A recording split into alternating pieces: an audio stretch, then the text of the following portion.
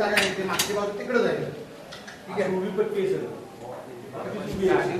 नाही तेवढ्या रुंदीची नाही का? नाही टेबलाची लांबी घ्यायला एवढी लांबी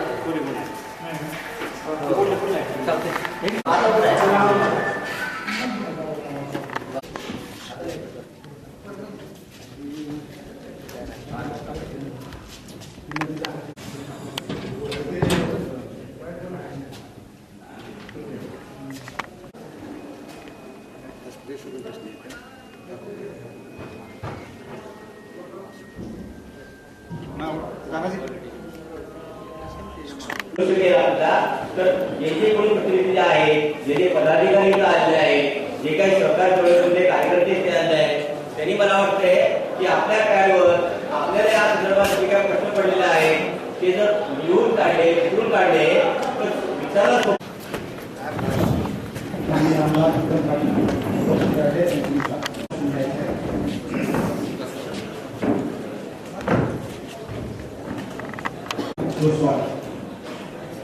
स्वर्गीय यशवंतराव चव्हाण जन्मशताब्दी वर्ष आंतरराष्ट्रीय सहकार वर्ष याचे औचित्य साधून सातारा जिल्ह्यातील पतसंस्थांचे अधिवेशन जिल्हा फेडरेशनने आज आयोजित केले आहे.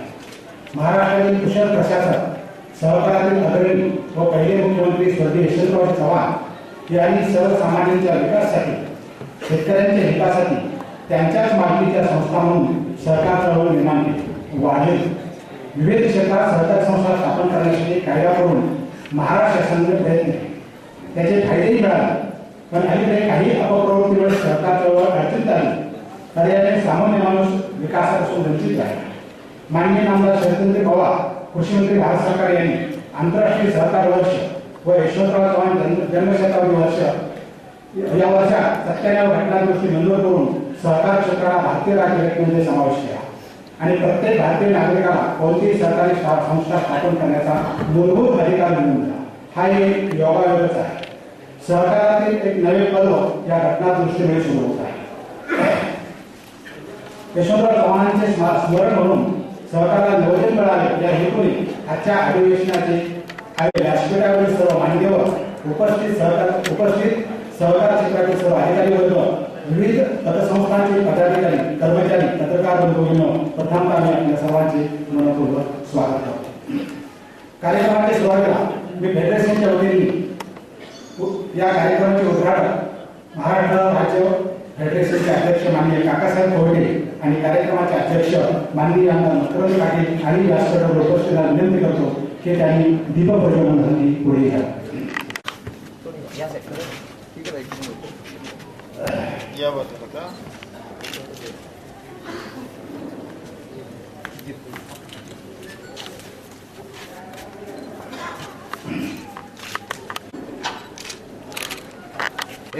बैठे सर. हे जरा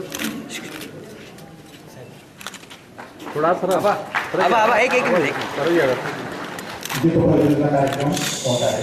हा तुला हात येतो. एक मिनिट उपस्थितांनी टाळा वाजवायचा.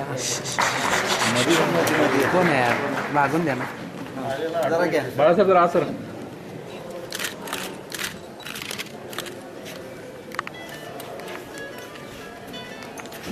धन्यवाद. पतसंस्थांच्या एकदिवसीय अधिवेशनास उद्घाटक म्हणून महाराष्ट्र राज्य पतसंस्था फेडरेशनचे अध्यक्ष माननीय श्री काकासाहेब कोयटे आमच्या विनंतीस मान देऊन उपस्थित राहिल्याबद्दल त्यांचे स्वागत व सत्कार सातारा जिल्हा फेडरेशनचे चेअरमन विनोद कुलकर्णी यांनी करावे असे मी त्यांना विनंती करतो.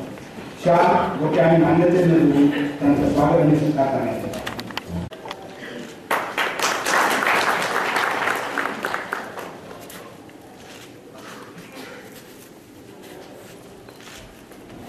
यानंतर या कार्यक्रमाचे अध्यक्ष आणि आमदार मकरंदराव पाटील कार्यक्रमाचे अध्यक्षस्थान स्वीकारले। याबद्दल त्यांचे स्वागत आणि सत्कार फेडरेशनचे व्हाईस चेअरमन राजेंद्र चव्हाण यांनी करावे असे विचारले। शाल होते मानचिन्ह देऊन त्यांचा सत्कार करण्यात आला।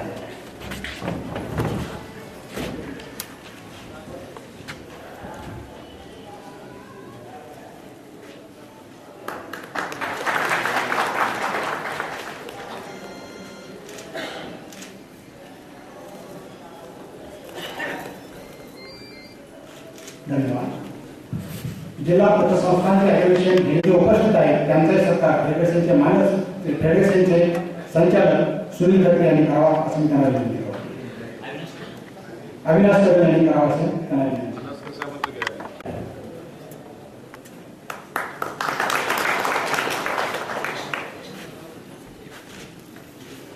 त्यानंतर खडके साहेबांचा सत्कार बाळासाहेब वस्ताद यांनी करावा असं विनंती करतो।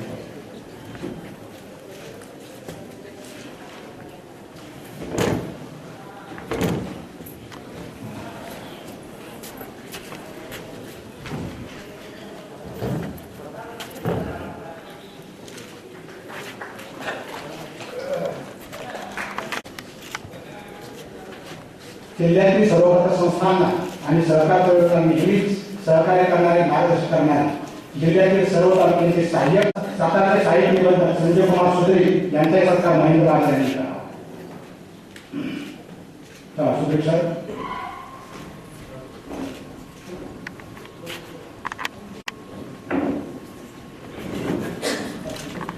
जाधव साहेब मान्य साहेब निबंधक श्री जाधव साहेब।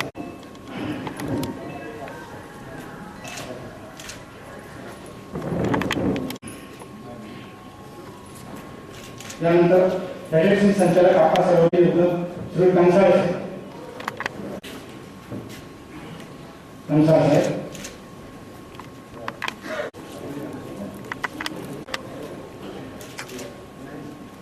त्यानंतर चोपडे साहेब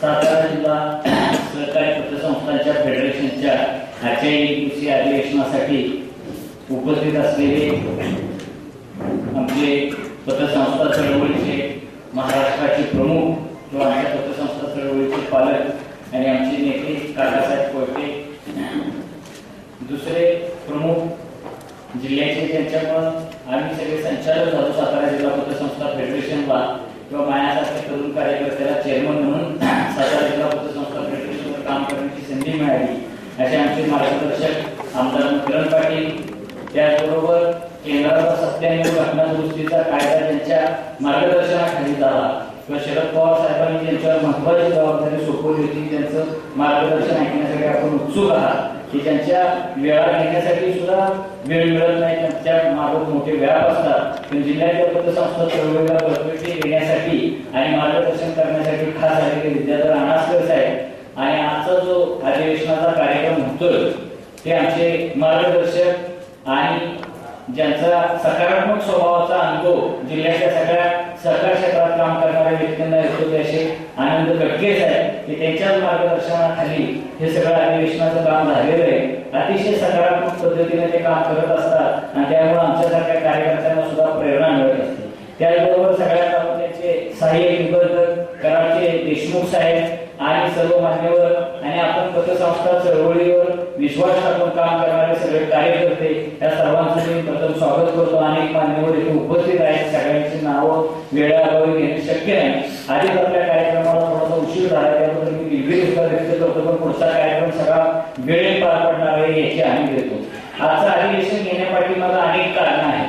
एक तर केंद्र सरकारने 2012 साली 97 घटना दुरुस्ती केली आणि सरकारला मूलभूत घटनेचा दर्जा दिला, त्यामुळे सर्वसामान्य माणसाला संस्था स्थापन करण्यापासून संस्थेत भाग घेण्याचे अधिकार या चळवळीला मिळालेले आहेत। पतसंस्था चळवळीवर सातारा जिल्ह्याचा विचार केला तर एकूण 800च्या आसपास पतसंस्था आपल्या सातारा जिल्ह्यात आहेत आणि त्यापैकी बहुतांशी पतसंस्था सातारा जिल्हा पतसंस्था फेडरेशनच्या सभासद आहेत। या सगळ्या पतसंस्था फेडरेशनच्या सभासद असणाऱ्या पतसंस्थांची जी थकबाकी असते ती वसुली करण्याचं काम सातारा जिल्हा पतसंस्था फेडरेशनचे आमचे अधिकारी करत असतात।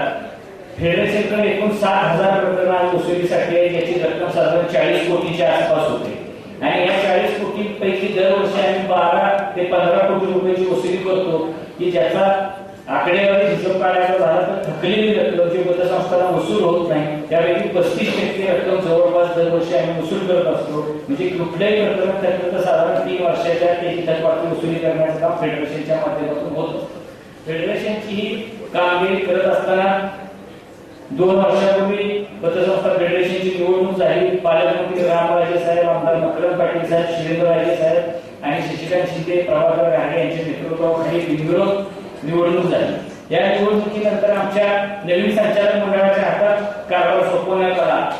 आम्ही फेडरेशनचं काम वेगवेगळ्या पद्धतीनं चालवण्याचा प्रयत्न केला. पूर्वी फेडरेशन फक्त वसुलीचंच काम करायचं, इतर पतसंस्थांच्या प्रश्नावर फेडरेशनने कधी भूमिका घेतलेली पतसंस्था चळवळीच्या लोकांनी बघितली नव्हती.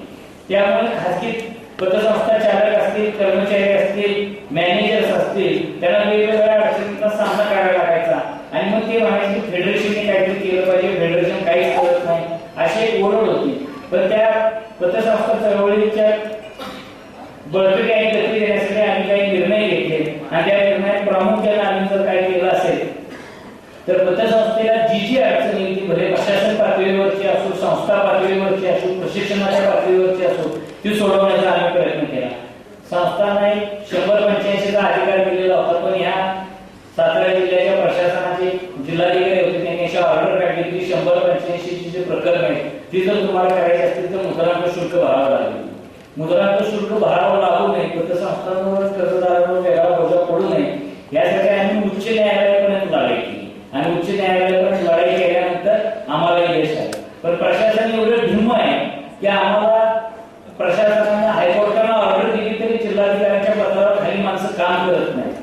जिल्हाधिकारी प्रांतांना ऑर्डर करतो की अमुक पद्धतीने काम करा, प्रांत तहसीलदारला करतो, तहसीलदार सर्कलला करतो, सर्कल तलाट्याला करतो, तलाठी त्या पत्रावर कारवाई करायचं सोडून देतो आणि तहसीलदाराला मार्गदर्शन विचारतो, तहसीलदार पुन्हा प्रांताला मार्गदर्शन विचारतो, प्रांत कलेक्टरला मार्गदर्शन विचारतो. अशा पद्धतीने प्रशासन काम करत असतं आणि थकबाकी वाढली की सरकारी खात्याचे अधिकारी आम्हाला जाब विचारतात, तुमची 25% थकबाकी झाली, तुमची 30% झाली, तुमच्यावर कारवाई का करू नये. पण प्रशासनाने सुद्धा समजून घ्यावं की पतसंस्था चालकांना जरी वाटत असेल की उद्याच्या उद्या खातं बंद व्हावं, उद्याच्या उद्या वसुली व्हावी आणि उद्याच्या उद्या आमचे ताळेबंद स्वच्छ व्हावे, पण प्रशासनाची सुद्धा जी काही ढिलाई असते, महसूल खात्याची जी ढिलाई असते ती फार चुकीची असते आणि पतसंस्था चळवळीला गतीची रोखण्याचं काम आहे ते महसूल खात्याने फार मोठ्या प्रमाणात केले. पूर्वी आपण विनाकारण कर्ज वाटप मोठ्या प्रमाणावर करत होतो आणि ज्यावेळेस एनपीए लागू झाला, एनपीए लागू झाल्यानंतर आमच्या संस्था चालकांच्या लक्षात आलं की विनाकारण कर्ज वाटप करण्यात काही अर्थ राहिलेला नाही, तारण म्हणूनच कर्ज वाटप केलं पाहिजे. म्हणून सोने तारणपासून वेगवेगळ्या योजना कर्ज वाटपाच्या पतसंस्था चालकांनी चालू केलेल्या आहेत, पण जुनी जी थकबाकी झालेली आहे विनाकारणाची ती वसूल करण्यात फार मोठ्या अडचणी येतात. सरकार खात्याचं आम्हाला सहकार्य असतं पण महसूल प्रशासनाचं आम्हाला कोणतेही सहकार्य नसतं. त्यामुळे मुद्दाम जिल्हाधिकाऱ्यांना या कार्यक्रमाला आम्ही निमंत्रित केलं होतं पण जिल्हाधिकारी आले नाही. जिल्हाधिकाऱ्यांचं कामकाज चांगले त्याबद्दल आम्हाला बोलायचं काही कारण नाही, पण महसूल प्रशासनाने सुद्धा सगळे पतसंस्थांच्या चोर आहेत, दरोडेखोर आहेत असं बघायचं काही कारण नाही. एखादी भूतलकडे पुरते, एखादी श्रीनाथ पतसंस्था अडचणीत येते म्हणजे सगळा सहकार वाईट आहे अशातला भाग नाही. आपण बघतो 2G स्पेक्ट्रम पासून अगदी मोठमोठे घोटाळे उघडकीस येतात, म्हणजे सगळेच राजकारणी वाईट असतात असा त्याचा अर्थ कुणी काढत नाही. किंवा लाच स्वीकारताना सुद्धा अधिकारी रंगे हात पकडले जातात म्हणजे सगळेच अधिकारी लाच घेऊनच काम करतात असं मानायचं कारण नाही. मग पतसंस्था चळवळीकडे तुम्ही इतक्या वाईट दृष्टिकोनातून का बघता हा आमचा तुम्हाला सवाल आहे. आणि ह्या सवाल करताना मी एका स्टेजवरच्या प्रमुख पाहुण्यांना सवाल करत नाही, पण एकूण आमच्या चळवळीतल्या लोकांच्या मनात ज्या काही भावना निर्माण झालेल्या आहेत त्यांच्या उघडपणे कुठं बोलता येत नाही तर त्या किंवा आम्ही आमच्या व्यासपीठावर तरी बोलल्या पाहिजे. पतसंस्था चळवळीला गालबोट लागू नये ही जशी आमची जबाबदारी तशी आम्ही जे काही प्रशासकीय धोरण राबवत असतो ते धोरण राबवण्यासाठी सुद्धा मकरंद पाटील साहेब असतील आणि साहेब असतील किंवा आता विद्याधर राणस्कर साहेब राज्य फेडरेशनचे चेअरमन म्हणून काम करतात, एक बँक चांगली चालवत आहे, यांना सुद्धा या अडचणींचे प्रश्न घेऊन लोक भेटायला येतात. राणस्कर साहेब अनेक गोष्टीत सल्ला देत असतात, ताळेबंद कसा स्वच्छ करावा त्यांच्या मार्गदर्शन आपण यापुढे कायमस्वरूपी आपल्या जिल्ह्याला उपलब्ध राहावं अशी मी त्यांना या प्रसंगी विनंती करणार आहे. मकरंदाबाई सुद्धा आमचे जे काही प्रश्न असतील ते राज्य पातळीवर सोडवावे, त्याच्यासाठी आम्हाला शक्ती द्यावी, जिल्ह्याची पतसंस्था बळकट करण्यासाठी त्यांनी आम्हाला मार्गदर्शन करावं, ताकद द्यावी ही विनंती या प्रसंगी करतो. खटके साहेब तर पूर्ण पॉझिटिव्ह आहे, त्यामुळे त्यांना काही विनंती करण्याची मला इथं आवश्यकता वाटत नाही. ते स्वतःहून सगळ्या कामात आम्हाला पाठिंबा देतात. पुन्हा चुकलं असेल तर सुधारण्याची सुद्धा संधी देतात, पण जिथं चांगलं काम करण्याची सुद्धा संधी देतात. आज सुद्धा आपला दिवसभराचा कार्यक्रम आहे. रामराजे साहेब संध्याकाळी 4 वाजता समारोपाला येणार आहे. आपले जे काही अडचणी आहेत, प्रश्न आहेत, ते सुद्धा त्यांनी मंत्रिमंडळासमोर किंवा मुख्यमंत्र्यांपर्यंत जाऊन सोडवण्याचं अधिवेशन आपल्याला दिलेलं आहे. त्यांच्याशी संवाद साधण्याची आपल्याला संधी मिळणार आहे. कार्यक्रमाला उशीर झाल्यामुळं पुन्हा एकदा दिलगिरी व्यक्त करतो आणि पुढचा कार्यक्रम सुरू व्हायला हवा यासाठी माझं प्रस्तावित संपवतो.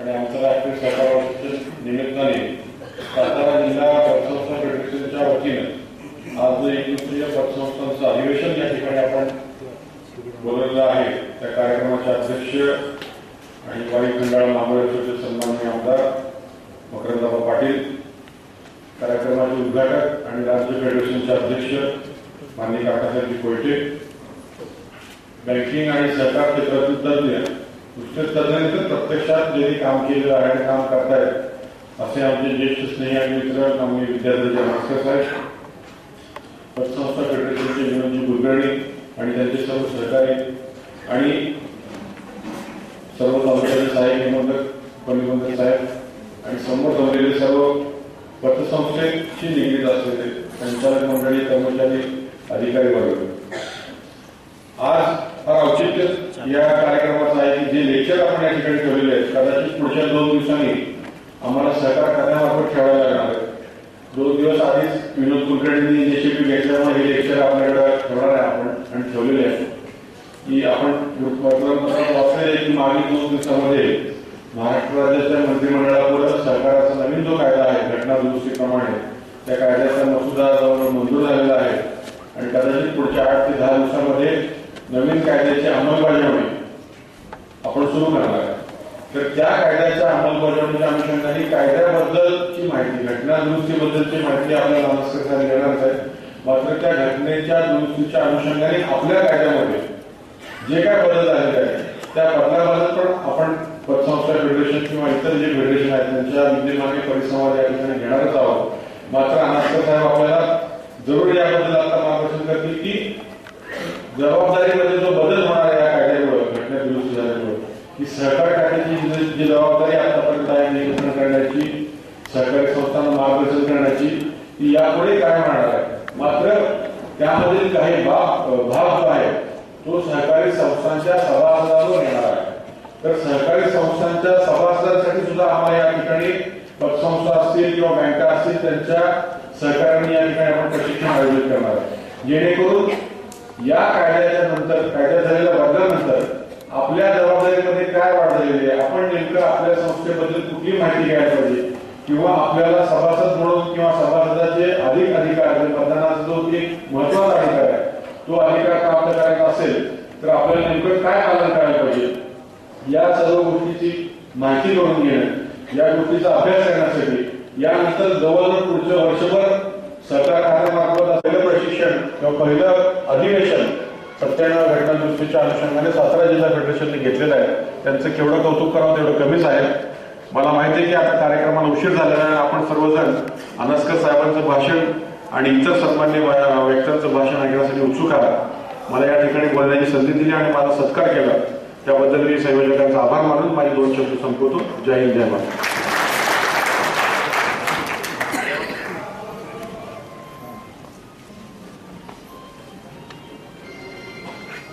धन्यवाद खटके सर. यानंतर सातारा जिल्ह्याच्या सहकार क्षेत्रात सतत मार्गदर्शन करणारे व लोकाभिमुख काम करणारे सर्वसमावेशक नेतृत्व आमदार माननीय मकरंदाबा पाटील यांनी या कार्यक्रमाचे अध्यक्षीय भाषण करावे अशी मी त्यांना विनंती करते. चव्हाण साहेबांच्या जन्मशताब्दी वर्ष व आंतरराष्ट्रीय सहकार वर्षाचं औचित्य साधून आज या ठिकाणी जिल्हा सहकारी पतसंस्था फेडरेशन फेडरेशनने जे जिल्हास्तरीय अधिवेशन आयोजित केलं,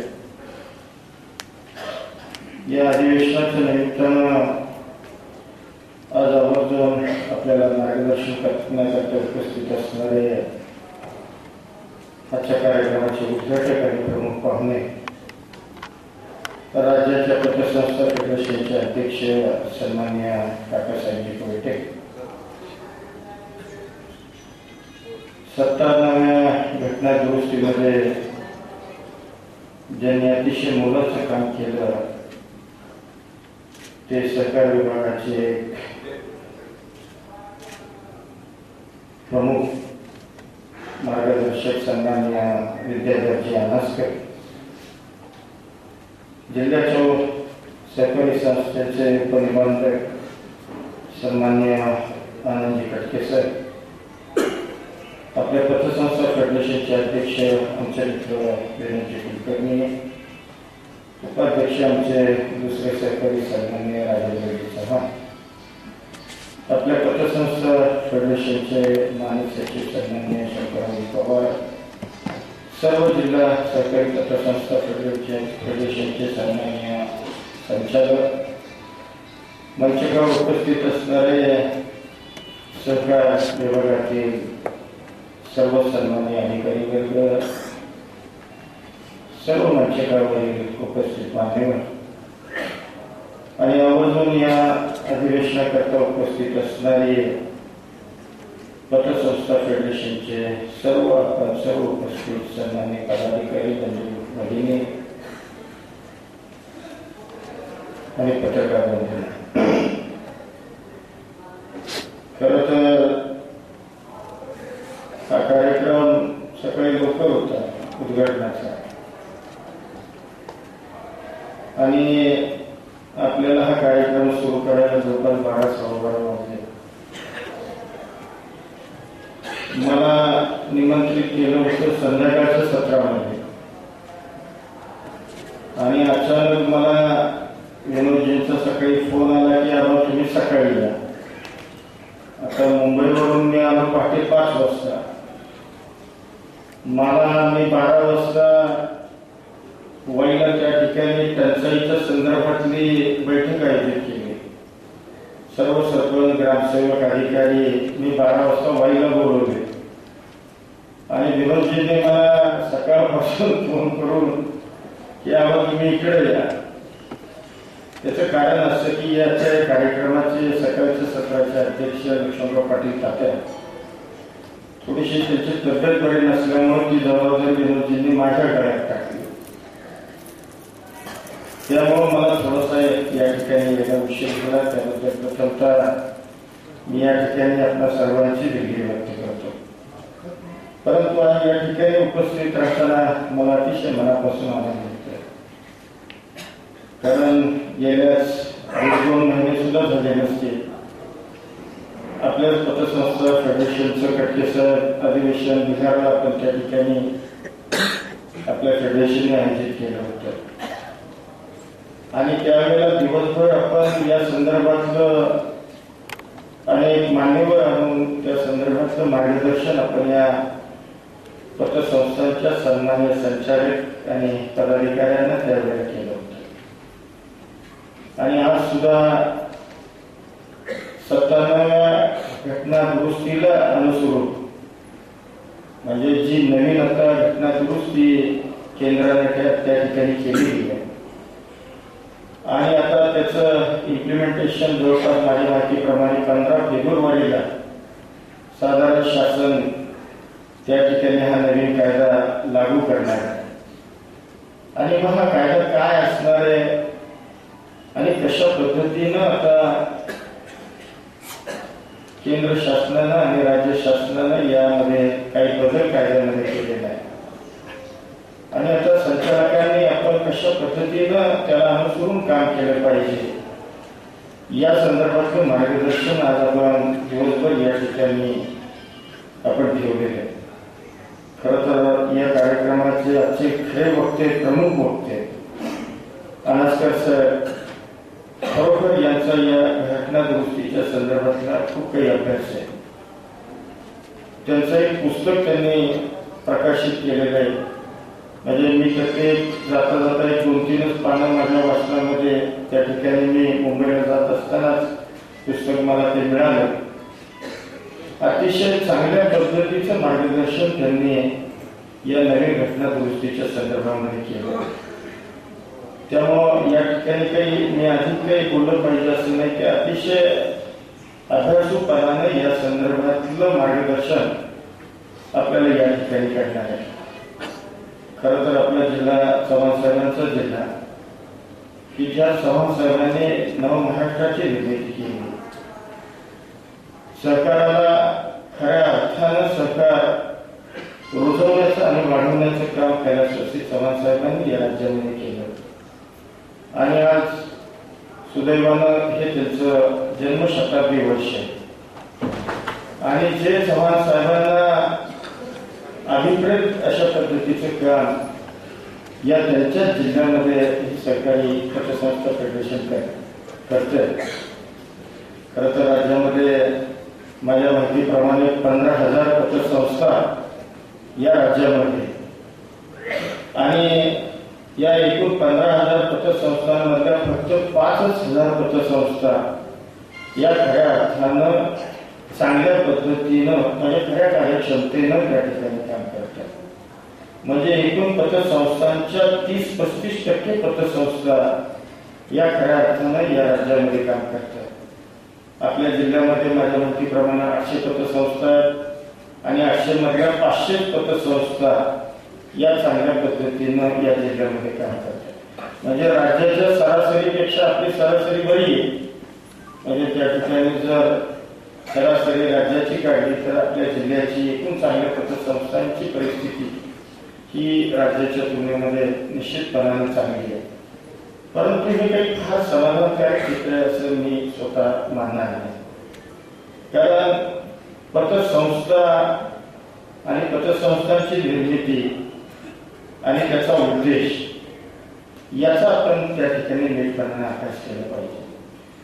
पतसंस्थांची निर्मिती ही तुम्ही आम्ही अतिशय उत्साहानं करतो, परंतु ज्या पद्धतीने त्या संस्था चालल्या पाहिजे सरकार कायद्याला दुर्दैवानं त्या पद्धतीनं काही संस्था त्या ठिकाणी काम करत नाही. मी बिहारला सुद्धा सांगितलं होतं की पतसंस्थांमध्ये ठेवला जाणारा पैसा हा कुठल्याही श्रीमंताचा पैसा पतसंस्थेमध्ये नसतो. उद्योगपतींचे, मोठ्या लोकांचे, व्यावसायिकांचे पैसे हे नॅशनलाइज बँका किंवा मोठ्या तसं बँकांमध्ये ते पैसे ठेवले जातात. परंतु पतसंस्थेमध्ये पैसे कुणाचे असतात? जो रोज त्या ठिकाणी कामावर जातो, घाम गाळतो, म्हणजे खऱ्या अर्थाने कष्टकरी कामगाराचा पैसा, त्याला दिवस रात्र कष्ट करून जो पैसा कमवलेला असतो हा पैसा खऱ्या अर्थानं पतसंस्थांमध्ये तो त्या ठिकाणी ठेवतो. आणि दुर्दैवानं जर एखादी संस्था त्या ठिकाणी काही अडचणीत आली तर जो सभासद त्या ठिकाणी त्यांनी ठेवी ठेवलेला असतात त्याचं पूर्णपणानं आयुष्य त्या ठिकाणी उद्ध्वस्त होतं. त्यामुळं या संदर्भामध्ये आपण, कारण आपण सर्वसामान्य मंडळी आहोत, सर्वसामान्याच्या दृष्टीनं आपण या संस्थेकडे बघून या संस्था त्या ठिकाणी चांगल्या चालवण्याचा प्रयत्न हा आपण त्या ठिकाणी केला पाहिजे. तर खऱ्या अर्थानं आपण जी शिबिरं आयोजित करतोय त्याचं खऱ्या अर्थानं त्या ठिकाणी जी फलश्रुती आहे ती त्या ठिकाणी निश्चितपणानं झाल्याशिवाय राहणार नाही. खरं तर मी आपला अधिकचा वेळ घेणार नाही, परंतु ही नवीन जी घटना दुरुस्ती झालेली आहे यामध्ये आता म्हणजे खूप काही बदल तुम्हाला बघायला मिळते. म्हणजे क्रियाशील सभासदाची व्याख्या की जो सभासद म्हणजे त्या सभासदानं जो संस्थेचा सभासद आहे त्यानं 5 वर्षामध्ये किमान 2 तरी जनरल मीटिंग या त्या ठिकाणी अटेंड केल्या पाहिजे आणि त्या संस्थेच्या माध्यमातून त्या सभासदाचं सभासदत्व सुद्धा त्या ठिकाणी म्हणजे राहणार नाही अशा पद्धतीचा कायदा हा आता त्या ठिकाणी येतो. आणि म्हणजे खूप काही त्या ठिकाणी म्हणजे मला तर आश्चर्य वाटतं का कारखान्याचे सभासद 40-45 आहेत आणि एका आता म्हणजे जनरल मीटिंगला आता आपण सगळे अधिकार देतोय आणि तुम्ही आता 5 वर्षातून 2 वेळा उपस्थित राहण्याचा आपण कायदा करतोय. म्हणजे कारखान्याची जनरल मीटिंग किंवा काय होणार आहे 40,000 म्हणजे किमान आपण निर्णय धरू 20,000 लोक तरी किमान एका परंतु जोपर्यंत सवय लागत नाही तोपर्यंत थोडस आपल्याला वेगळं वाटेल. परंतु यामधून निश्चितपणाने एक चांगल्या पद्धतीची शिस्त हे बाकीचं काही असण्यापेक्षा यामध्ये नुसतं आपण म्हणतो क्रियाशील सभासद परंतु त्याला खऱ्या अर्थाने क्रियाशील करण्याचं काम हा आता ही नवीन घटना दुरुस्ती ही त्या ठिकाणी करणार आहे. म्हणजे नुसतं आपण म्हणतो मतदानाकरता क्रियाशील सभासद परंतु खऱ्या अर्थानं त्याला क्रियाशील करण्याकरता या कायद्यामध्ये आता खऱ्या अर्थानं शासनानं दुरुस्ती केलेली आहे. आपण या संदर्भातला खरोखर व्यवस्थित अभ्यास करून घ्या कारण खूप काही यामध्ये आपल्याला खूप बदल त्यामध्ये झालेले. त्यामुळं निश्चितपणानं या संदर्भातलं अनास्कर साहेबांचं मार्गदर्शन आपण सगळ्यांनी उपस्थित राहून त्या ठिकाणी घ्यावं. आम्ही मंडळी सुद्धा त्यांचं मार्गदर्शन करायला मी आलो असतो परंतु मला मीटिंग अनास्कर साहेबांनी असल्यामुळे नंतर मी समोर बसून तुमचं मार्गदर्शन त्या ठिकाणी ऐकलं असतं. एक अतिशय चांगला वक्ता आपण या कार्यक्रमाला निमंत्रित केल्याबद्दल मी पतसंस्था फेडरेशनचे अध्यक्ष आणि आपल्या सगळ्यांना मनापासून धन्यवाद देतो. या पतसंस्था फेडरेशनची निर्मिती खऱ्या अर्थानं 92 साली 20 वर्ष आता मला वाटतं होत आहे आणि मानसिंगराव चव्हाण मला वाटतं गणपतराव साळुंखे आणि शिवाजी आणि सतीश कुलकर्णी या मंडळींनी या पतसंस्था फेडरेशनची गेल्या 20 वर्षापूर्वी निर्मिती केली आणि आज गेले 20 वर्ष तुम्ही सर्व मंडळी विनोदजी आणि तुमचे सहकारी ही फेडरेशन अतिशय सक्षमपणाने या फेडरेशनचं काम या जिल्ह्यामध्ये चालू आहे. म्हणजे पतसंस्थेच्या पाठीशी हे फेडरेशन ठामपणाने उभं आहे. त्यामुळं तुम्हालाही तुमच्या या चांगल्या कामास मी माझ्या मनापासून शुभेच्छा देतो. या आपल्या पतसंस्था फेडरेशन आणि या पतसंस्थांच्या संदर्भातले जे काही प्रश्न असतील की ज्याची अपेक्षा तुम्ही मगाशी प्रास्ताविकामध्ये व्यक्त केली की राज्य शासनाचा एक प्रतिनिधी म्हणून लोकप्रतिनिधी म्हणून तुमचा निश्चितपणानं या संदर्भातल्या काही अडचणी काही सहकार्य जर राज्य पातळीवर या खात्याच्या संदर्भामध्ये जर आपल्याला जेव्हा केव्हा लागेल त्याकरता मी निश्चितपणानं आपल्या सोबत असेल एवढंच नम्रपणानं या कार्यक्रमाच्या निमित्तानं आपल्याला मी या ठिकाणी सांगतो. आणि मी आपल्या सगळ्यांना या ठिकाणी मला निमंत्रित केल्याबद्दल या ठिकाणी मनापासून धन्यवाद देऊन मी आपल्या सर्वांची रजा घेऊन निघतो. जय हिंद, जय महाराष्ट्र.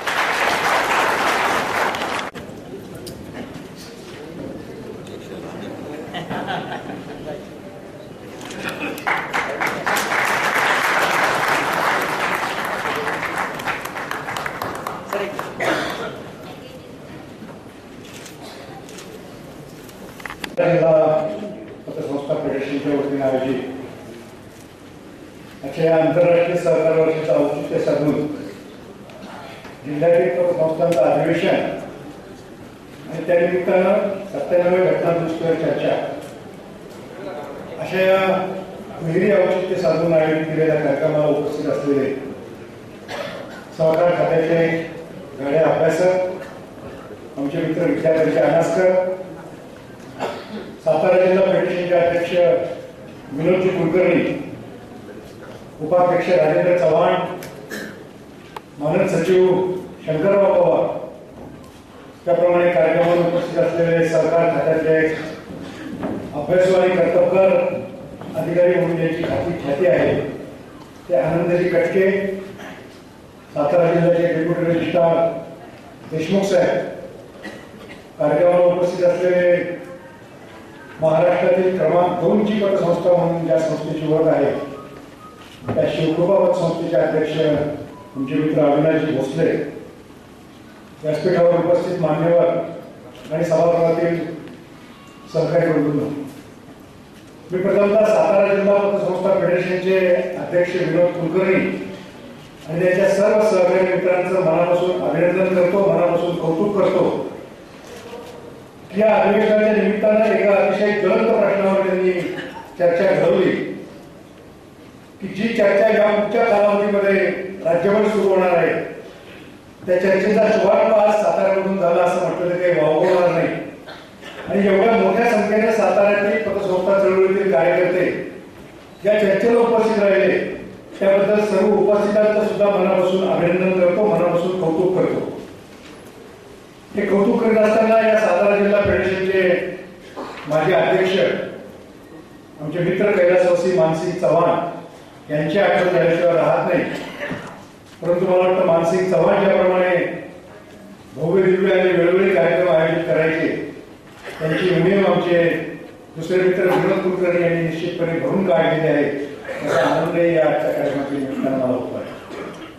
मित्रांनो, आजचा हा जो विषय आहे, आंतरराष्ट्रीय सहकार वर्ष नुकतंच सरलंय, परंतु या वर्षानंतर 97 घटनादुरुस्तीच्या निमित्तानं जे काही नवीन आव्हान आपल्या समोर येऊन घातलेलं आहे, या आव्हानाला आपल्याला सामोरं जायचं आहे. ते कशा पद्धतीनं सामोरं जायचं याची चर्चा आज दिवसभर या सभागृहामध्ये मला वाटतं अपेक्षित आहे. की जे 97 घटनादुरुस्तीचं आव्हान आहे, 97 घटनादुरुस्ती पतसंस्था चळवळीला आहे, एकूणच सहकार चळवळीला फायद्याची ठरणार आहे की तोट्याची ठरणार आहे, पुढे काय वाढून ठेवलेलं आहे, याबाबत आपल्या सर्वांच्या मनामध्ये शंका असणं स्वाभाविक आहे. मित्रांनो, एकूणच या 97 घटनादुरुस्तीच्या पार्श्वभूमीवर नाही म्हटलं तरी एक संभ्रमावस्थेची अवस्था कटके साहेब महाराष्ट्रामध्ये निर्माण झालेली आहे. मी परवा सहकार आयुक्तांसमोर ज्यावेळेस ही संभ्रमावस्था मांडली त्यावेळेस त्यांनी कबूल केलं खुलेपणानं की आमच्या सहकार खात्याच्या अधिकाऱ्यांच्या मनामध्ये सुद्धा संभ्रमावस्था काही प्रमाणामध्ये आहे. मग सहकार खात्याच्या अधिकाऱ्यांच्या मनामध्ये जर संभ्रमावस्था आहे तर आमच्या ह्या सर्वसामान्य प्रतिनिधींच्या मनामध्ये तुमच्यापेक्षा निश्चितच जास्त संभ्रमावस्था असेल. आणि ही संभ्रमावस्था दूर करण्याचं काम करण्यासाठी अनास्कर साहेबांचं या ठिकाणी आगमन झालेलं आहे. अनास्कर साहेबांनी आताच मला सांगितलं की महाराष्ट्रामध्ये या विषयावर जवळपास 40 व्याख्यानं त्यांनी दिलेली आहेत. आणि अतिशय योग्य अशा व्यक्तीला कुलकर्णी साहेब तुम्ही व्याख्यानाला बोलावलं त्याबद्दल मला आपलं अभिनंदन करायचं आहे. अनास्कर साहेब आणि कटके साहेब आमच्या सर्वसामान्य प्रतिनिधींच्या मनामध्ये जे काही संभ्रम आहे, जे काही प्रश्न निर्माण झालेले आहेत, प्रत्येक प्रतिनिधी या ठिकाणी येऊन आपल्या समोर प्रश्न मांडू शकणार नाही, तेवढा आपल्याला वेळ नाही. परंतु मी या 97 घटनादुरुस्तीवर काही भाष्य करण्याच्या ऐवजी याच्यातले अनेक कलम किंवा अनेक काय होईल याची मला जरी कल्पना असली तर या प्रतिनिधींच्या रूपानं या सर्व उपस्थितांचा प्रतिनिधी म्हणून मी त्या शंका आपल्या समोर मांडू इच्छितो. आणि त्याचं उत्तर अनास्कर साहेब आणि कटके साहेब मला वाटतं दिवसभरात आपल्याला देतील. तेव्हा मला वाटतं तुमच्या वतीने जी काही संभ्रमावस्था सर्व उपस्थितांच्या मनामध्ये किंवा सहकार चळवळीच्या सामान्य कार्यकर्त्यांच्या मनामध्ये आहे त्या शंका आहे त्या मी आपल्या समोर मांडू इच्छितो. मित्रांनो, आपण सर्वांनी एक बाब ध्यानात घेतली पाहिजे की या घटनादुरुस्तीच्या निमित्तानं सर्वात मोठा बदल जर कोणता होणार असेल सहकारी चळवळीमध्ये तर तो बदल आहे प्रत्येक संस्थेच्या वार्षिक सर्वसाधारण सभांना अधिक अधिकार येणार आहे आणि अधिकाराबरोबर तुमच्या आमच्या जबाबदाऱ्या सुद्धा वाढणार आहेत. हे अधिकारी आतापर्यंत आपण या जबाबदाऱ्या किंवा आपलं जे काही चुकीचं काम आहे हे आपण सहकार खात्याच्या खात्यावर ढकलून मोकळं व्हायचो की सहकार खातं आम्हाला परवानगी देत नाही किंवा सहकार खात्याचं आमच्यावर योग्य प्रकारचं नियंत्रण नाही.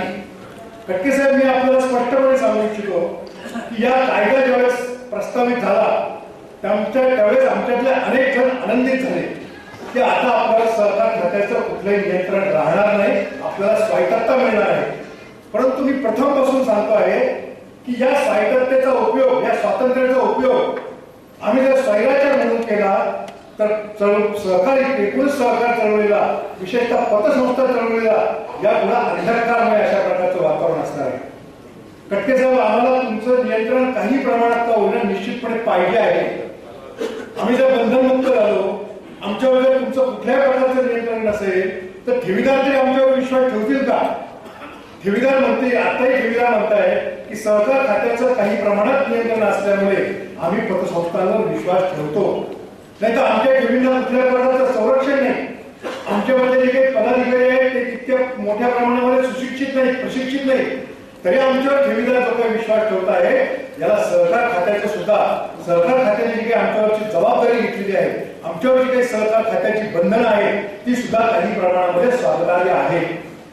फक्त जी काही बंधनं आम्हाला नकोशी होती त्या बंधनांचा या कायद्यामध्ये, या कायद्याच्या बदलामध्ये निश्चितपणे विचार केला गेलेला आहे आणि त्याचं आम्ही निश्चितपणे स्वागत करतो. मित्रांनो, वार्षिक सर्वसाधारण सभेचं जे काही महत्व वाढणार आहे ते तुम्ही आम्ही पण लक्षात घेतलं पाहिजे आणि आपल्या सर्व सभासदांच्या सुद्धा हे लक्षात आणून दिलं पाहिजे की यापुढे आपण म्हणतो की आम्ही संचालक या संस्थेचे मालक आहोत, परंतु खऱ्या अर्थानं आपण मालक नाही, मालक आहेत ते प्रत्येक संस्थेचे सर्वसाधारण सभासद आहेत आणि त्या सभासदांचा, त्या संस्थेच्या मालकांचा अधिकार आणि जबाबदाऱ्या या दोन्ही आता वाढणार आहेत. आणि या जबाबदाऱ्या आणि अधिकार वाढत असताना त्या काय काय वाढणार आहेत याचं प्रशिक्षण किंवा याची जाणीव सभासदांना करून देणं हे अतिशय गरजेचं आहे. आज आपण जरी या ठिकाणी पतसंस्थांच्या संचालकांचा, पदाधिकाऱ्यांचा मेळावा घेतलेला असला तरी कुलकर्णी साहेब आपल्यावरची जबाबदारी यानंतर अशी वाढणार आहे की सभासदांचं सुद्धा प्रशिक्षण, जिल्हा फेडरेशन असेल, राज्य फेडरेशन असेल, यांच्यावर ही जबाबदारी या पुढच्या कालावधीमध्ये येऊन पडलेली आहे. सभासदांना प्रशिक्षित झालं पाहिजे ही जबाबदारी प्रत्येक संस्थेवर शासनाने टाकली आहे. 97व्या घटना दुरुस्तीमध्ये सभासदांचं सुद्धा प्रशिक्षण हे अनिवार्य केलेलं आहे आणि ती जबाबदारी प्रत्येक संस्था पार पाडू शकणार नाही. ती जबाबदारी पार पाडण्याची जबाबदारी जिल्हा फेडरेशन असेल, राज्य फेडरेशन असेल, तालुका फेडरेशन असेल, त्यांना घ्यावी लागणार आहे. की सभासदांचे हक्क काय आहे, सभासदांचे कर्तव्य काय आहे, वार्षिक सर्वसाधारण सभेचं कामकाज कशा पद्धतीने चाललं पाहिजे याचं प्रशिक्षण मित्रांनो तुम्हाला, आम्हाला सुद्धा या पुढच्या कालावधीमध्ये घ्यावं लागणार आहे. सभासद आपले हक्क किंवा आपले अधिकार गाजवत असताना कुठं त्या अधिकाराचा सभासद गैरवापर करणार नाही ना याची खबरदारी आपल्याला घ्यावं लागणार आहे आणि सभासदांना सुद्धा त्याची जाणीव करून द्यावी लागणार आहे. आपल्याला अनेकांना माहित असेल प्रत्येक वार्षिक सर्वसाधारण सभेमध्ये कोणत्याही संस्थेचा सर्वात जास्त सभासदांकडून मागणी असते की आम्हाला जास्तीत जास्त लाभांश द्या. नफा किती झालेला आहे, तोटा किती झालेला आहे याचं काही घेणं देणं नसतं. आम्ही जर 10% प्रस्तावित केला, एक सामान्य सभासद ज्याला काही कळत नाही तो उठून सांगतो की चेअरमन साहेब 12% मिळाला पाहिजे, 15% मिळाला पाहिजे, तुम्हाला काय करायचं ते करा, परंतु आम्हाला डिव्हिडंड वाढवून द्या. मग अशा प्रकारे डिव्हिडंड वाढवून देणं संस्थाच्या हिताचं आहे का, आपली संस्था व्यवस्थित आर्थिक भक्कम पायावर उभी आहे का याचा अभ्यास त्या सभासदांना करता आला पाहिजे. या दृष्टीने सुद्धा आपल्याला सभासदांचे प्रशिक्षण या पुढच्या कालावधीमध्ये घ्यावे लागतील. ठेवीदार येथील सभेला जे ठेवीदार सभासद आहेत, कारण सक्रिय सभासदच या पुढे वार्षिक सर्वसाधारण सभेला उपस्थित जाऊ शकेल. मग ते ठेवीदार म्हणतील आम्हाला तुम्ही किती वेळा देता, 11% देता, आम्ही तुमच्या समोर बहुमतानं मांडतो की 12% व्याजदर मिळाला पाहिजे, 13% व्याजदर मिळाला पाहिजे. मग ते देणे योग्य आहे का याचं प्रशिक्षण आपल्याला सभासदांना द्यावं लागणार आहे. सभासदांना आपल्याला प्रशिक्षण द्यावं लागणार आहे. CD रेशो म्हणजे काय, लिक्विडिटी म्हणजे काय, CRR म्हणजे काय, तुम्ही आम्ही जे प्रशिक्षण घेतो हे प्रशिक्षण आता सभासदांच्या दृष्टीनं अत्यावश्यक झालेलं आहे आणि प्रत्येक संस्थेला सभासदांच्या प्रशिक्षणाकरता एका वेगळ्या निधीची तरतूद ही करावी लागणार आहे. मग हे प्रशिक्षण कार्यक्रम कसे आयोजित करावे हाही प्रश्न आजकर साहेब आमच्या समोर आहे. प्रशिक्षण द्यायचं म्हटलं, आपले शिवकृपाचे अविनाश भोसले या ठिकाणी उपस्थित आहेत. तुमचे किती सभासद आहेत भोसले साहेब? 1 लाख सभासद आहेत. म्हणजे 1 लाख सभासदांचा प्रशिक्षण कार्यक्रम कसा आयोजित करायचा, अनेक ठिकाणी जरी करायचं म्हटला तरी 10,000 सभासदांचा करायचं म्हटला तेवढेच लोक बसतील. एवढं सभागृह साताऱ्यामध्ये आहेत का पवार साहेब? म्हणजे या प्रश्नाला आम्ही कसं सामोरं जायचं, याच्या उपाययोजना काय?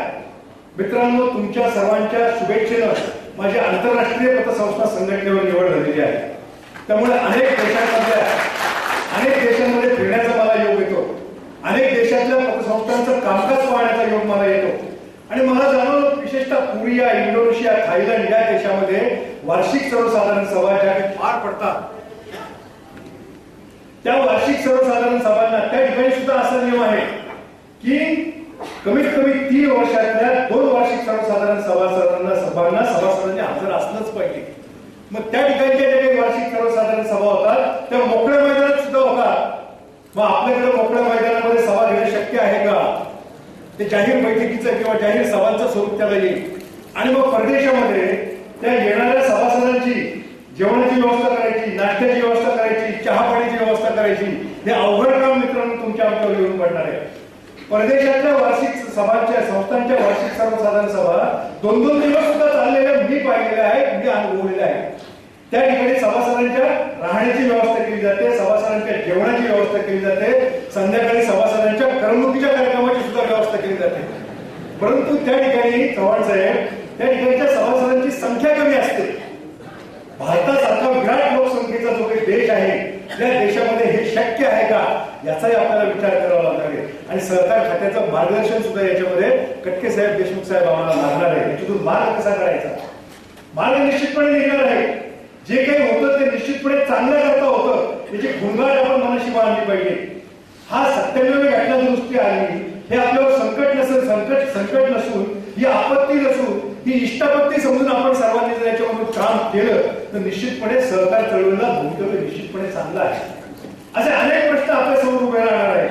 वार्षिक सर्वसाधारण सभांचा प्रश्न मी ज्याप्रमाणे आपल्या समोर मांडला त्याप्रमाणे सक्रिय सभासदांची व्याख्या ठरवणं सध्या कायद्यानुसार बंधनकारक झालेलं आहे. सक्रिय सभासद कोणाला म्हणायचं?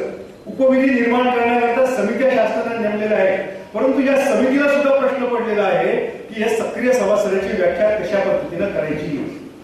विशेषतः पतसंस्था चळवळीकरता जी काही समिती नेमलेली आहे त्याच्यावर मी सुद्धा आहे, परंतु आमच्याकडे प्रश्न पडलेला आहे आरासकर साहेब की आम्ही एक विचार केला, तुम्ही सुद्धा विचार करा, जे काही आम्ही प्रस्तावित केलेले त्याच्यावर तुमचे सुद्धा मतं आम्हाला पाहिजे. आम्ही एक प्रस्तावित केलं की कमीत कमी 10,000 रुपयाची ठेव किंवा कमीत कमी 20,000 रुपयाचं कर्ज घेणाऱ्याला सक्रिय सभासद असं संबोधलं जावं. परंतु पतसंस्था चळवळीमध्ये 5 रुपये रोज, 10 रुपये रोज, 20 रुपये रोज, 50 रुपये रोज असे जे दैनंदिन ठेव करणारे लोक असतात त्यांना 10,000, 5,000, 2,000, 3,000 ही ठेव सुद्धा, हा ठेवीचा आकडा सुद्धा खूप मोठा होईल. 1,000 रुपयाची ठेव ठेवणं सुद्धा त्या सभासदाला किंवा त्या कर्जदाराला, त्या ठेवीदाराला अवघड होईल. मग याच्यातून मार्ग कसा काढायचा याचा विचार मंथन आपल्याला अशा सभांच्या निमित्तानं करायचा आहे. सातारा जिल्हा फेडरेशननं अशा प्रकारचं विचार मंथनाची सभा आयोजित केली, मी त्यांचं खरंच कौतुक करतो.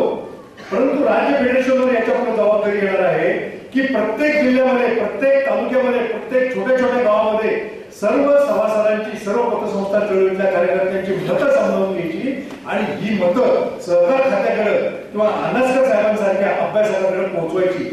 परंतु ती मतं पोहोचवायला कटके साहेब वेळ आहे का हा माझ्या समोर प्रश्न आहे. मी आयुक्तांसमोर सुद्धा तोच प्रश्न मांडला. आयुक्तांनी आता सांगितलं की येत्या 15-20 दिवसामध्ये आपल्याला उपविधी तयार करायचे आहे. मग 15-20 दिवसामध्ये त्या बारीक सारीक प्रॅक्टिकल गोष्टींवर आम्ही कसा विचार करणार? अनेक मत आहेत. एखादा सामान्य आमचा पतसंस्था चळवळीतला कार्यकर्ता सुद्धा उपविधीमध्ये काय दुरुस्त्या व्हाव्या याबद्दल चांगलं मतप्रदर्शन करू शकतं. मग त्याची मतं जर आपल्याला विचारात घ्यायची असेल तर त्याच्याकरता आम्हाला काही कालावधी पाहिजे होता. परंतु कटके साहेब, दुर्दैवानं आम्ही पतसंस्था चळवळीच्या वतीने गेले वर्षापासून चालतो आहोत, परंतु दुर्दैवानं सहकार विभागावरच माझा मी दोष देणार नाही, अनेक सहकारी चळवळीतले जे काही विभाग आहे त्यांनी याच्यावर विचार मित्रांनो केलेला नाही. याच्यावर विचार केला तो तुम्ही आम्ही पतसंस्था चळवळीच्या कार्यकर्त्यांनी केला, याच्यावर विचार केला अनासकर साहेबांच्या बँक असोसिएशनने केला, परंतु साखर कारखानदारांनी याच्यावर कटके साहेब कुठे विचार केला का? सूत गिरण्यांनी याच्यावर कुठे विचार केला का? सहकार चळवळीतला जो मोठा विभाग आहे त्या विभागाला दुर्दैवानं याच्यावर विचार विनिमय केलेला नाही. परंतु तुम्हाला आम्हाला मित्रांनो या सर्व गोष्टींवर विचार विनिमय निश्चितपणे करावा लागणार आहे. आपल्याला काय काय वाढवून ठेवलेलं आहे त्या अनासकर साहेब त्यांच्या मनोगतामध्ये सांगतील. आणि माझी आपल्याला विनंती आहे की प्रत्येक पत्नीला या ठिकाणी बोलायला संधी देणं केवळ अशक्य आहे, बरोबर आहे कुलकर्णी साहेब? परंतु अनासकर साहेबांचं विचार मंथन झाल्यानंतर प्रत्येकानं आपले लिखी विचार जर कटके साहेबांपर्यंत पोहोचवले तर कटके साहेब ते विचार सहकार आयुक्तांपर्यंत पोहोचतील. संध्याकाळच्या समारोपाच्या कार्यक्रमात मला वाटतं आयुक्त साहेब पण येणार आहे आणि ते विचार कटके साहेब आणि कुलकर्णी साहेब तुम्ही आयुक्त साहेबांपर्यंत जर पोहोचवले किंवा राज्य फेडरेशन पर्यंत जर पोहोचवले तर त्यामध्ये उपविधीमध्ये सुधारणा करण्याचं हे आम्हाला अधिक सोयीचं होईल. आम्हाला हे शिक्षण द्यायचं आहे. शिक्षणाकडे वळतो, प्रशिक्षणाकडे वळतो. माझ्या माहितीप्रमाणे या पुढच्या कालावधीमध्ये संचालकांना आणि कर्मचाऱ्यांना सुद्धा प्रशिक्षित व्हावंच लागणार आहे. एखाद्या संचालकाला जर पतसंस्थेचं संचालक व्हायचं असेल तर त्यांनी वर्षातून कमीत कमी 3 दिवसाचं प्रशिक्षण घेतलंच पाहिजे, अन्यथा त्याला निवडणुकीचा अर्ज भरता येणार नाही. तेव्हा तुम्ही आम्ही सुद्धा प्रशिक्षण घेणं किती गरजेचं आहे हे मित्रांनो समजून घेतलं पाहिजे. परदेशामध्ये एखाद्या कर्मचाऱ्याला जर संस्थेमध्ये कामाला लागायचं असेल, नोकरी मिळवायची असेल, तर त्यांनी त्या फेडरेशन मार्फत केलेलं प्रशिक्षण शिबिर हे कमीत कमी 8 दिवस अटेंड केलंच पाहिजे. त्याला बढती असेल तर त्याचं प्रशिक्षण घेतलं पाहिजे, त्याला पगार वाढ करायची असेल तर त्यांनी प्रशिक्षण झालं पाहिजे. आणि मग अशा प्रशिक्षणाची जी काही जबाबदारी आमच्यावर वाटणार आहे, सभासदांचं प्रशिक्षण फेडरेशनला द्यावं लागणार आहे, संचालकांचं प्रशिक्षण मोठ्या प्रमाणावर फेडरेशनला घ्यावं लागणार आहे. ही जबाबदारी कोण पार पडणार आहे? दुर्दैवानं आम्ही महाराष्ट्र राज्य सहकारी संघाला 5,000 रुपये भरतो साहेब. ती जबाबदारी तुम्ही आमच्यावर टाकली पाहिजे.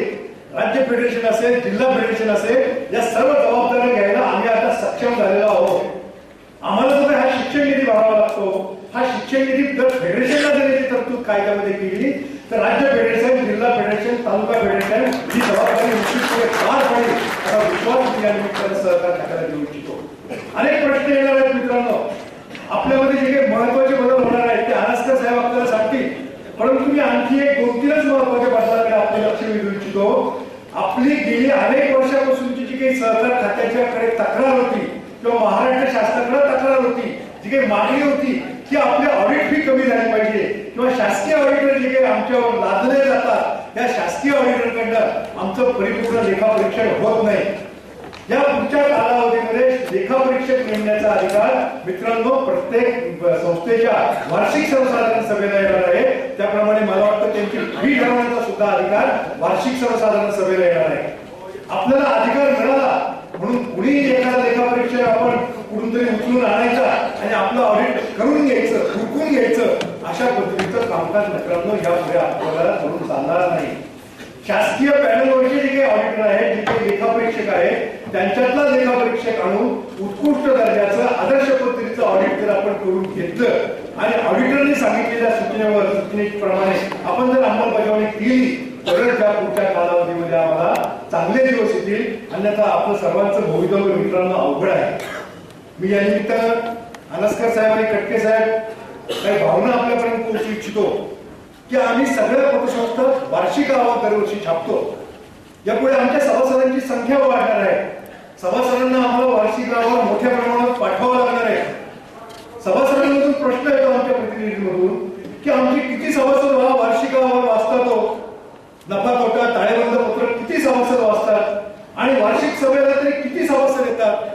मग सर्व सभासदांना, लाख सभासदांना शिवकृपाला वार्षिक अहवाल पाठवावा लागत असेल तर तो वार्षिक अहवाल पाठवण्याचं बंधन आमच्यावर असावं का? ज्या सभासदांना वार्षिक अहवाल पाहिजे असेल त्यांनी संस्थेकडे जर मागणी केली तर तो त्याला निश्चित बघायला मिळाला पाहिजे, तो तपासायला मिळाला पाहिजे. या पुढच्या कालावधीमध्ये लेखापरीक्षण अहवाल सुद्धा सविस्तरपणे वार्षिक सर्वसाधारण सभेपुढे त्याच्यावर चर्चा करून आणावं लागणार आहे. मग लाख सभासदांना जर वार्षिक अहवाल आम्हाला पाठवावा लागत असेल ते काम किती खर्चाचं होईल. मग हे खर्चाचं काम टाळण्याकरता वार्षिक सभेची नोटीसच जर आम्ही पाठवू शकलो किंवा सध्या अनास्कर साहेब इलेक्ट्रॉनिक युग आलेले, जर सगळ्या सभासदांना आम्ही एक SMS पाठवू शकलो की अमुक अमुक दिवशी वार्षिक सर्वसाधारण सभा आहे, त्या सभेला तुम्ही हजर राहा. अशा प्रकारचे कायद्यामध्ये किंवा घटनेमध्ये किंवा उपविधीमध्ये बदल करणं हे सोयीस्कर आहे का याची चर्चा खुलेपणाने या सभागृहामध्ये झाली पाहिजे. आणि अशा गोष्टींवर प्रत्येक सभासदांनी आपलं लेखी मत अनास्कर साहेबांकडे आणि कटके साहेबांकडे जर दिलं तर त्यावर ते सुद्धा चांगल्या प्रकारे उत्तर देतील. आणि संध्याकाळी जे काही सहकार आयुक्त या ठिकाणी येणार आहेत ते सुद्धा त्या चर्चेचं चांगल्या प्रकारे उत्तर देतील. तेव्हा अशा प्रकारचे जे काही आपल्या मनामध्ये शंका आहेत ज्या आपण खुल्या मनानं लेखी स्वरूपामध्ये विनोद कुलकर्णी साहेबांकडे द्याव्यात आणि विनोद कुलकर्णी साहेबांनी त्याचं एक विचार मंथन म्हणजे विचार सर्व आयुक्त साहेबांसमोर त्यांच्या खुल्या चर्चेमध्ये आयुक्त साहेबांसमोर सर्व सभासदांच्या वतीने मांडावे आणि एक चांगल्या प्रकारचं विचार मंथन ज्याप्रमाणे अमृत मंथन होतं त्याप्रमाणे समुद्र मंथन होतं त्याप्रमाणे हे समुद्र मंथन करण्याचेच आपले दिवस आलेले आहेत. या समुद्र मंथनामधून अमृताचा कुंभ निघणार आहे की विषाचा कुंभ निघणार आहे हे मित्रांनो काय ठरवणार आहे. परंतु चांगल्या प्रकारचं अमृत मंथन, चांगल्या प्रकारचं विचार मंथन जर आपण केलं तर निश्चितपणे याच्यातून अमृत कुंभ निघेल आणि हा अमृत कुंभ पतसंस्था चळवळीला तरी जीवदान देणारा ठरेल, संजीवनी देणारा ठरेल अशी अपेक्षा या ठिकाणी मी व्यक्त करून माझा मनोगत संपवतो. जय हिंद, जय सरकार.